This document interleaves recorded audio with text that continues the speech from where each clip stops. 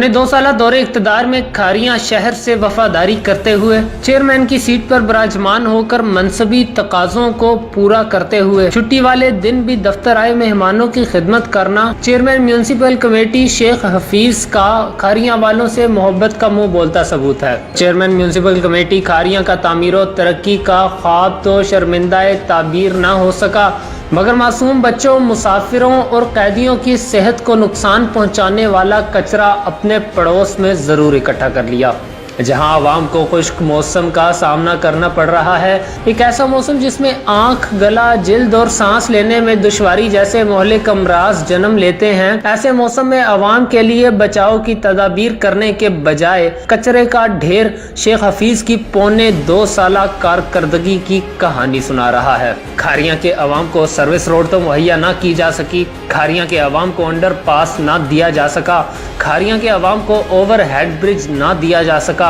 खारियां के अवाम को street lights मुहैया ना की गई, खारियां के अवाम को स्टेडियम ना बना के दिया गया, खारियां के अवाम को तफरीही पार्क ना दिया जा सका, खारियां के अवाम के लिए निकासी आब का बंदोबस्त ना किया जा सका, खारियां के अवाम को पीने का साफ पानी ना मुहैया किया जा सका, खारियां के अवाम को रेलवे की सहूलत ना दी गई, मगर तजावुजात की भरमार और कचरे के ढेर लगाकर जो इक़दामात इंतज़ामिया के बस में हैं, उनसे भी गुरेज किया जा रहा है। खाली झूठे वादों और बड़ी बड़ी बातों से आखिर कब तक बहलाया जाता रहेगा? कभी गंदगी से, कभी मौसम की सख्ती से, कभी बारिशों में सही इंतज़ामात ना होने से। चेहरे बदलें, पॉलिसियाँ भी बदल जाएं, इदारे कमज़ोर, मुल्क कमज़ोर और शख्सियात मजबूत व तवाना। कब तक अवाम चीखते चिल्लाते रहेंगे और कब तक इंतज़ामिया खामोश रहेगी? किसान को इजाज़त दीजिए, अल्लाह हाफ़िज़।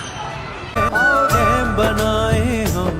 सब मिलके कदम उठाएं, आओ डैम बनाए।